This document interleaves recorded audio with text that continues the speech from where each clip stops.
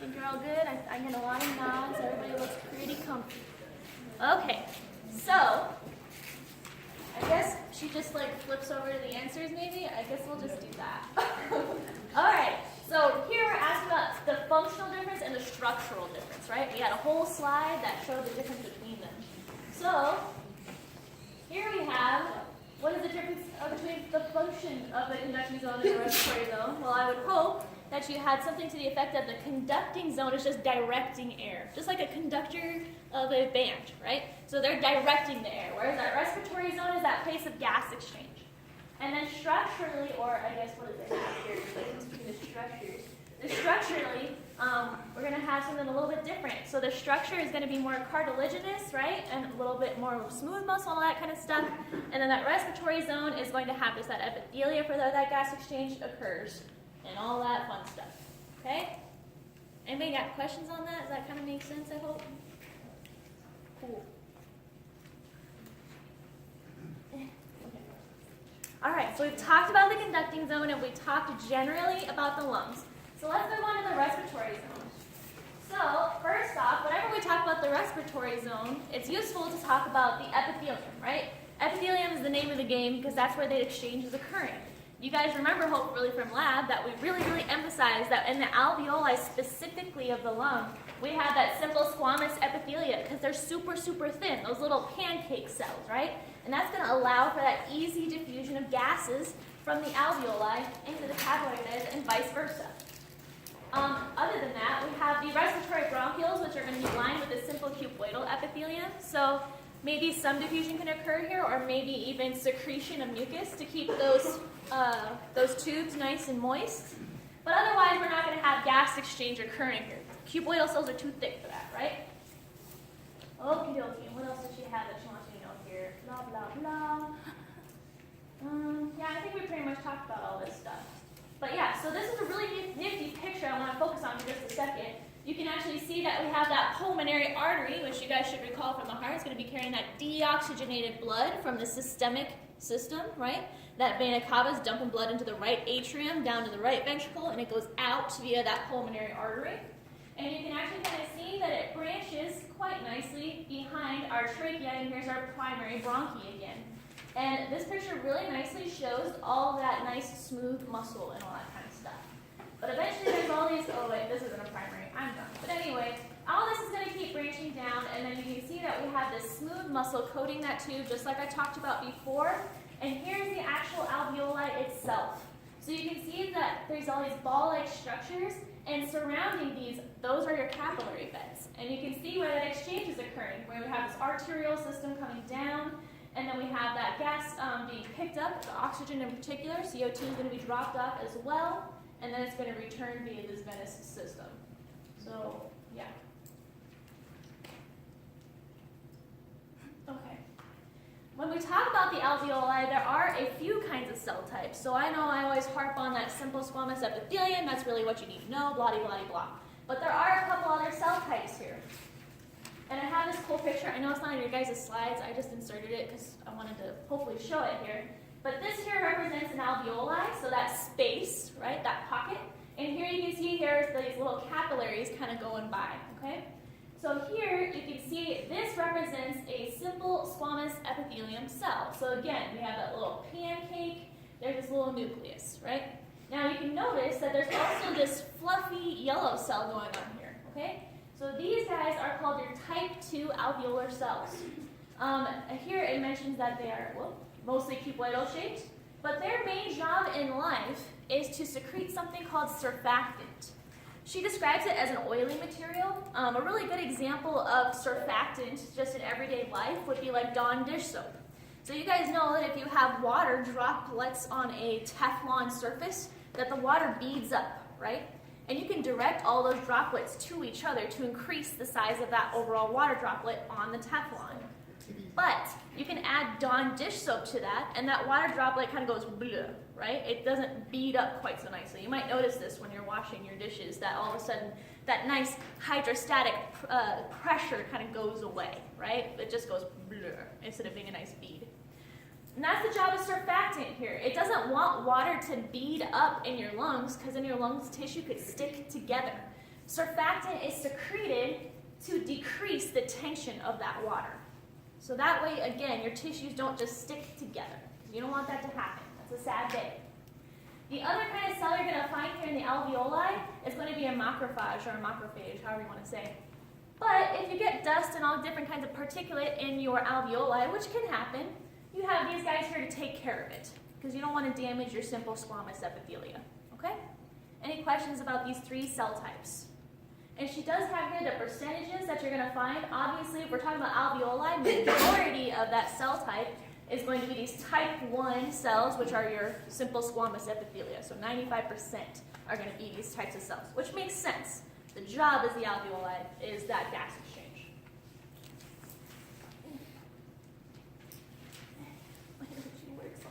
Okay. All right, so we've talked about all this structural stuff. Let's talk a little bit about phys. So when we're talking about respiration, there's a couple things that need to happen. First off, you need to take a big breath in, and you need to take a big breath out, right? And this is referred to as pulmonary ventilation. So ventilation is the actual movement of that air in and out. Then we have something called respiration, and you can see it's going to happen in two places. I harp on and on about how respiration is occurring in the lungs, right? We have that gas exchange between the alveoli and the capillary beds. But respiration is occurring internally as well. Gas exchange must occur between the tissues and capillary beds as well, right?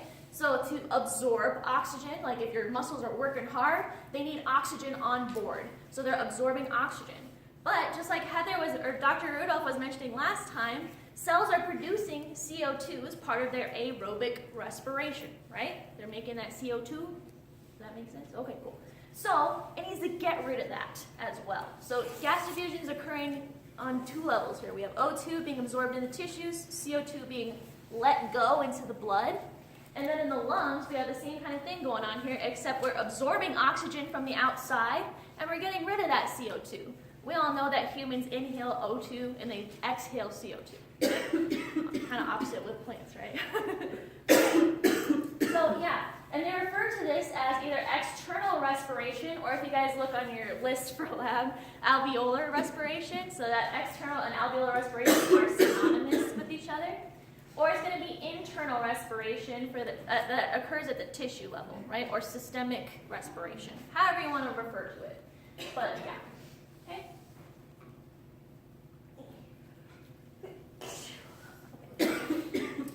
So when we're talking about movement air, again, Dr. Rudolph mentioned at the beginning of this talk that we do have an interaction of these different systems. In particular, we're going to be talking about the skeletal muscles here.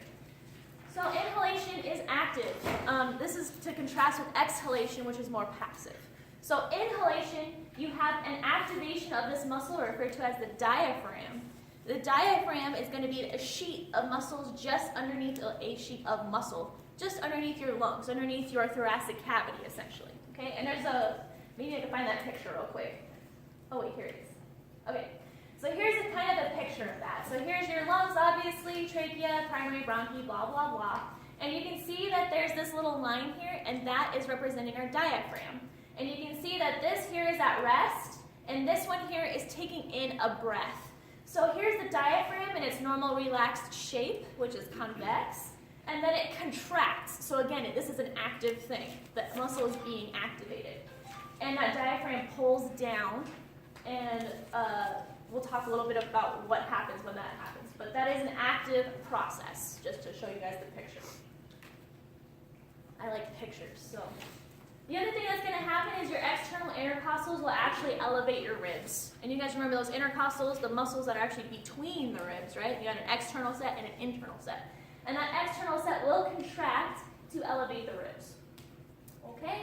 And yes. So she does mention on this particular slide, and we'll talk more about that in a second, that when you do inhale, the thorax expands, and that the pleural membranes will adhere tightly to their respective surfaces. So what does she mean by that? I just want to show you that picture again. Okay, so you can see here that same thing. The diaphragm here is relaxed, and you can actually see the membranes here being represented pictorially. So you can see that this dark blue line sticking directly to the lung That's going to be that visceral layer. And then you can also see that there's this pink layer here, and that's going to be your more parietal layer, okay? And you can see that there's this soft pink space in between, and that's where that pleural fluid is going to be, okay? So when the diaphragm contracts and pulls down, you can see that that visceral pleura sticks to the lung tightly, and that also the outer layer here is still stuck to the insides of your cavities. So the space in between the two increases. In other words, they're not just sitting there chilling. When your diaphragm contracts, and also your external intercostals are contracting too, right? Elevating the ribs, expanding the thorax. Then the membrane will move with your thorax, with your thoracic stuff. Does that kind of make sense? I know I'm like losing my words, but basically they stick to what they're supposed to stick to. And this increases the space between those two layers. And that'll make more sense in a second. So for exhalation, like I said, inhalation is more active, exhalation is more passive. I don't know what's active.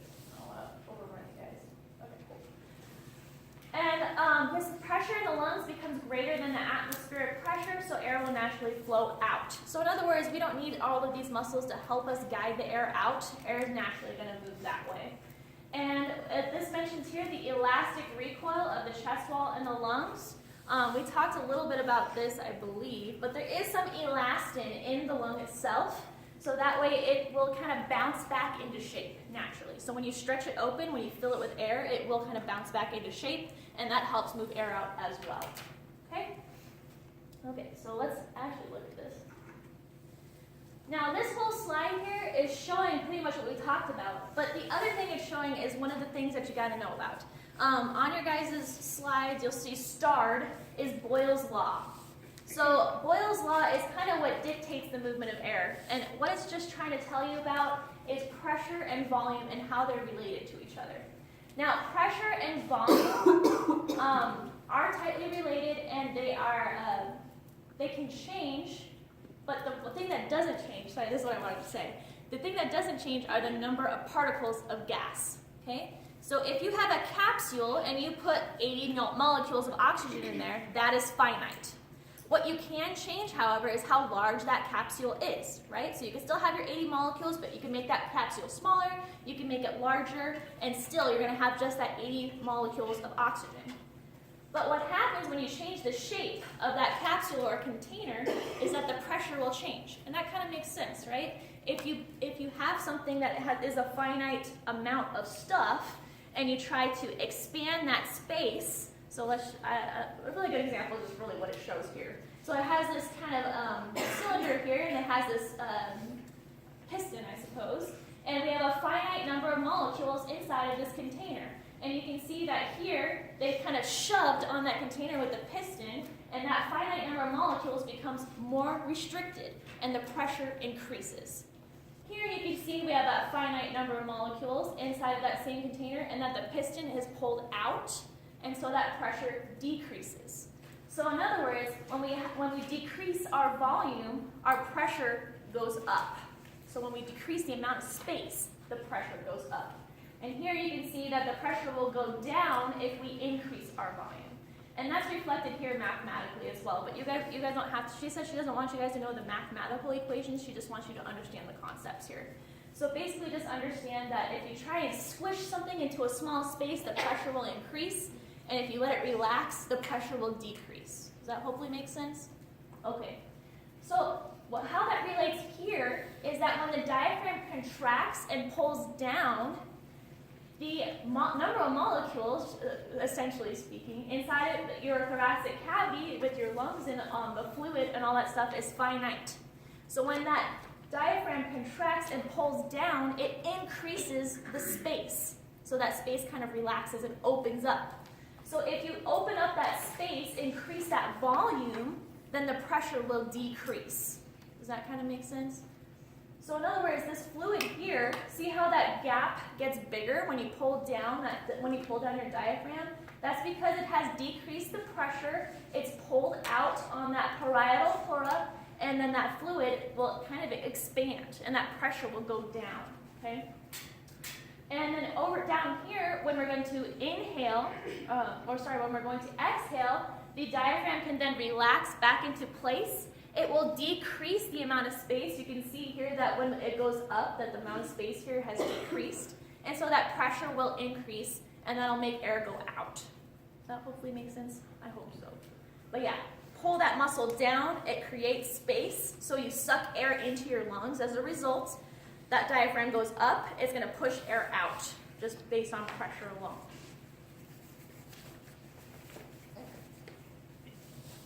Come on, bro. Okay. So the other law that you guys got to know is called Dalton's law. And Dalton's law sounds kind of scary, but it's pretty simple actually.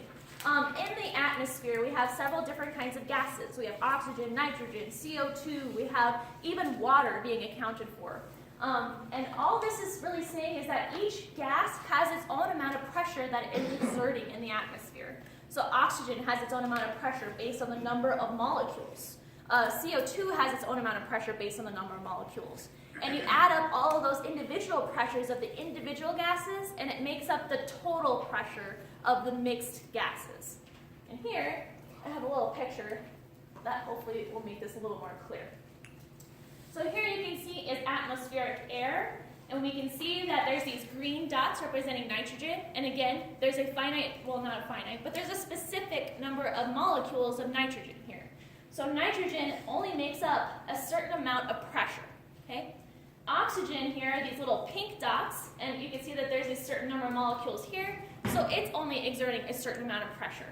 You add these all up, and you get your total atmospheric pressure. And that's all Dalton's law is saying. All these gases together mix up and make a complete pressure together. Does that make sense, I hope? I'm seeing nods. I hope that does make sense. And here I just have a picture that kind of shows this in the lungs and kind of what that means. So when you're inhaling atmospheric air is oxygen rich, right? The blood coming from the systemic system into your pulmonary arteries is low in oxygen. So you can see here that inside the alveoli we have these pink dots which are oxygen and these blue dots which are CO2. So here we have oxygen exerting a higher individual pressure than CO2 is inside of the alveoli, okay? And here in the blood, we can see that this is blood that is coming from our pulmonary arteries, so it is high in CO2, so CO2 from all that expended tissues, and it's low in oxygen because it's been consumed by tissues, right? So the pressure inside of your capillary bed of your CO2 is kind of high, and the pressure individually of our O2 is relatively low. And whenever there's a pressure difference, a pressure gradient, just like solutes, things are going to flow naturally down their gradient. Just exactly like how salt is going to move from a place of high concentration to a place of low concentration. The idea here is that it's pressure instead of necessarily concentration. Okay? So you can see here that what's going to happen is that since the pressure of oxygen was high in the alveoli, it's going to naturally flow down its gradient and oxygenate our capillary beds. Okay? And then CO2 here, since the pressure was high in the capillary beds, it's naturally going to move out into the alveoli. And then that CO2 can be exhaled, and we can get rid of it, because too much CO2 is no bueno. We don't want that in our life. Okay? So here she has it summed up. Each gas diffuses across a permeable membrane from the area where its partial pressure is greater to where it's less, just like I said. And then here, the greater the difference, the faster the rate of diffusion, which is kind of useful because, well, we'll talk more about this later. But basically, you can imagine exactly like a normal solute gradient. And we got one more law to talk about. Henry's law here, actually there's more stuff to talk about, but I probably won't get to it today. But Henry's law kind of still is talking about the same thing. It's talking about gases in either the blood or in the alveoli or what have you. And that their pressures, yeah, they're important. If there's lots of oxygen exerting its own pressure, it's going to move to where there's less pressure of oxygen. But another guy that's kind of interfering with this is the solubility of a given gas. Okay? So I can try and pump oxygen into blood all day long, but if the solubility is super low, if it doesn't want to solve into it, right, then, you know, nothing's going to happen. You're not going to absorb that oxygen. So Solubility is an important part here of how our respiratory system works. And she even has here, CO2 is actually more readily dissolved in the blood because it is more soluble. And I think a good example here is like soda. We carbonate soda, we don't necessarily oxygenate soda, right? That carbon dioxide is going to stick around the soda and make nice big acidic bubbles that feel good when we drink them. But that oxygen would probably dissipate almost as quickly as you open the can because the solubility is lower. It wants to get out, okay? So it's not going to stay in solution as long. Okay. Come on, bro. Okay. So, we've already pretty much talked about this, but she's throwing out some numbers here. As far as the numbers she wants you to know, I asked her how much she wanted you to know, and she's like, oh, I put stars next to the stuff they need to know. So we're going to talk a little bit about numbers, but I'll try not to make your heads explode. So oxygen is going to diffuse from alveolar air, and its PO2 is 105 millimeters of mercury. And you'll notice here that it actually kind of drops a little bit. So it says that normally, like when you're looking at a completed circuit and they're showing the pressure of oxygen and the pressure of CO2 inside of the bloodstream, that number is normally represented as 100 millimeters of mercury. That's because we do have a little bit of mixing occurring because even the bronchioles have their own blood supply. So I just inserted a little picture here to show what the heck she was talking about. So here we can see is the pulmonary venous system delivering oxygenated blood back to the heart, so it can go out to the body. And here you can see is a bronchiole with its own individual artery that actually has branched from the aorta. So here is that spent blood mixing with that freshly oxygenated pulmonary blood. So that's what she was talking about. I just wanted to show you what the heck she was talking about and why she's talking about this 100 versus 105. Whenever you look at the pictures, you're always going to see the number 100, and that's why. Okay. But you'll see here that the pressure of oxygen will drop pretty substantially once it goes into the systemic system. But the only place that pressure is going to drop of the oxygen specifically are in those capillary beds of the systemic system. So it's not going to happen in the heart, it's not going to happen in the big thick arteries, it's not going to happen in the arterioles, it's going to drop only once it interfaces in those capillary beds. Okay? And it goes all the way from 105, 100 to down to 40. Now carbon dioxide is a really big deal too. Carbon dioxide, like I said, when you have that aerobic respiration, you're giving off CO2. If you have too much CO2, that can actually decrease the pH of your blood, which is bad. That's really acidic, and your tissues don't function quite as nice. But you can see here that when we have that deoxygenated blood in your capillary bed, that the pCO2 is about 45, and then eventually it'll dump off some of that CO2 in the alveoli, and that pressure of CO2 alone will decrease. Okay? And eventually, what the whole point here is that they're going to reflect the respective pressures of wherever they're interacting with. So in the alveoli, the pressure is 105 for oxygen. So that's what the blood is going to be as it leaves. So it's going to equilibrate, in other words. In the tissues for CO2, that pressure of CO2 is 40 millimeters of mercury. So when the blood interfaces and picks up CO2, or sorry, 45, my bad, it's going to be 45. So when it goes down into the capillary beds of the tissue, that CO2 is going to equilibrate so that they match. Okay. Okay. So, and I kind of skipped ahead and talked about internal on the external slide, but it's the same idea here, right? We have external respiration that occurs at the lungs, internal inside of the tissues, and here we have, again, oxygen is going to diffuse from your capillary blood. It has been previously oxygenated. It's going to be dropped off at the tissues. And just like Heather was trying to allude to, sorry, Dr. Rudolph was alluding to last time, oxygen is necessary in our electron transport and all that kind of stuff, right? And then that blood pressure of oxygen is going to drop. And I think I've kind of said this enough, so we can just move on. Okay. And so here she has it represented pictorially. So you can see here's the alveoli, here's your little bronchiole coming off of it. We're exhaling CO2, inhaling O2, right? You can see here, here's our systemic, here's our pulmonary veins going to the heart, and then our systemic arteries, and they're delivering that oxygenated blood to the tissues. Here's your systemic capillaries where they're going to drop off oxygen, pick up CO2 that's being made by those tissues there.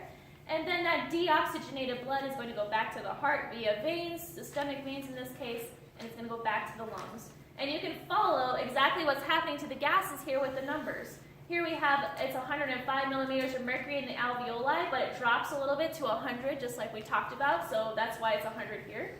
And then as it goes down to the tissues, that PO2 drops to 40, just like we talked about. And the same with the CO2. It's originally 40 up over here, and once we hit the systemic capillaries, it increases to 45 because that CO2 increases in the blood. Okay, what kind of time do we have here?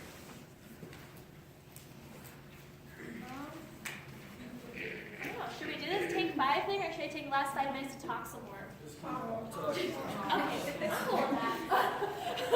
I mean, I guess it's cool. You guys want to hear me keep talking. I'm not just be like, shut up, Vanessa, no one wants to listen to you. All right. And besides that, if she was just talking about these 3 cells and stuff, so, I mean, we talked about that. That's no biggie, right? All right. So here is basically exactly what we've been talking about summarized into a slide. The respiratory system's all about gas exchange, right? And here, the partial pressure of gases is super important. That's Dalton's law, right? The other thing that's going to be important is solubility, which can be impacted by the molecular weight of that molecule and just how well it's going to grab onto the fluid. But that's going to be part of, what is that, Henry's, I think? Henry's law? Am I already forgetting? But yeah, so that's stuff we already just talked about, but summarized into one nice little slide here. All right. So you might be thinking to yourself, okay, this all makes sense. We have oxygen going into the blood from the alveoli. It floats around in the fluid. Life is great. It gets let out of the fluid into the interstitial tissues once we get to the systemic system. But there's a whole other component to this that hasn't been even touched on yet, and that's our good friend hemoglobin. Okay? So gas by itself doesn't naturally mix with fluids super well. It really just doesn't. Even if you open up your pop can, right? That gas is eventually all going to diffuse into the atmosphere out of the fluid. It's not going to stay in solution forever. So what we have is we're going to have hemoglobin on board, specifically in our erythrocytes, right, our red blood cells, and it's going to help grab onto that oxygen and hold on to it for as long as it can, okay? And she has here that there is, let me see, I don't want to miss anything that she wants to talk about, blah, blah, blah. And one of the things that you're going to see as we talk about these graphs is they're going to talk about percent saturation. And so what they mean is the amount of hemoglobin that is saturated with oxygen. And you're going to see that on these curves that we talk about in a second. We're just going to move to the next slide. Okay, so here's that curve. So we have percent saturation of hemoglobin. Okay, so again, that's the amount of hemoglobin in the blood that is saturated by oxygen. You guys might know a little bit about hemoglobin, maybe not yet, or not. You guys must have learned about it by now, that we have those heme groups with the iron molecule, and it actually grabs onto that oxygen, right, and holds onto it. So here we have the percent of saturated hemoglobin, so in other words, hemoglobin that is combined with oxygen. And down here we actually have the pressure of oxygen. And remember, that pressure is going to vary depending on where you are. It's either going to be around 105 in the alveoli, or it's going to be down to 40 in the systemic capillaries, right? So here you can see that as that pressure of oxygen changes, so does the percentage of saturated hemoglobin. But importantly, it's not linear, okay? It's not like for every 2 molecules of oxygen I have, there's going to be 2 loaded up hemoglobin. It's exponential. So hemoglobin really likes to grab onto that oxygen, which is a good thing because we want to solubilize as much oxygen as possible, as quickly as possible. So exponential is kind of the important name of the game here, okay? Does that kind of make sense why this graph is a big deal? That's all it's really showing. And here's just a picture that I have that I included, but it just mentions here that we have this hemoglobin and that when it's more relaxed, it's holding on to oxygen. But as we're about to talk about in a little bit, there can be situations that occur in the blood that make hemoglobin not want to grab onto oxygen quite as freely, okay? So you can see here that's more clammed up. It doesn't want to bind oxygen just then, okay? Does that make sense? So it can be relaxed in certain situations, and it can be tight in other situations. Okay. So what I'm talking about there is what the factors can affect the affinity of oxygen for hemoglobin, okay? And some of these things in particular are going to be the acidity, the CO2, or the temperature. And a lot of these will make sense, but there's slides to describe each of them. Isn't that nice and pretty? Okay? All right. So first off, we have acidity being a factor that can affect the affinity of oxygen for hemoglobin. Generally, if you up the acidity, so in other words, your pH drops, right? Hemoglobin doesn't like to grab onto oxygen quite as much. It's more likely to let it go. When would this be a good thing? When would you want hemoglobin to let go of oxygen? I could think of one really good place for this to occur. In the systemic capillary beds, right? So we really want hemoglobin to grab oxygen at the lung level, right? Because that's what it's there for. It's there to grab oxygen so it can take it off to the other places. But once it gets to those places, it's got to let go of that oxygen, or else it's kind of worthless. It's just sitting there bound to it, happy, rolling on with its life. But we want it to let go of oxygen in certain places. And just like she said on this previous slide, when you have these metabolic processes going on, so in other words, in your systemic capillaries, you're going to be having these byproducts of metabolism. So when you have metabolism going on, you increase the acidity, okay? So it makes sense then that in these areas, hemoglobin is more likely to let go of oxygen, okay? And this is called the Bohr effect. She wants you to know these names, so just make a note of that somewhere, that acid equals Bohr effect, okay? Now, same thing here. The pressure of CO2 can also impact the affinity of hemoglobin for oxygen. So same idea, right? In your systemic tissues, you're going to be producing all of this CO2 as a byproduct of aerobic respiration. So the really useful thing that we want to have happen here is for hemoglobin to let go of that oxygen. Like, you don't need to keep that, bro. Just let it go. Put it into the systemic capillaries, okay?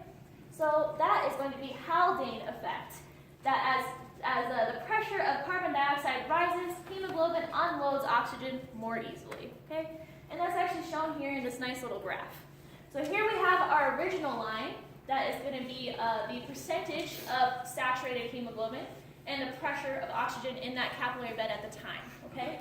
So here's our normal one. Everything is happy. Now, if you decrease the pH or increase the acidity, however you want to think about that, you can see that the percentage of saturated hemoglobin decreases. So it has a harder time holding on to that oxygen. And here you can see that actually if you increase the pH or increase the alkalinity of that blood, it actually holds on to it a little bit easier, okay? And here for the Haldane effect is almost the same exact curve, where we have, here's our original curve for saturated hemoglobin in respect with the pressure of oxygen at the time in that capillary bed. And you can see here that if the carbon dioxide is high, that it's less loaded up. It's letting go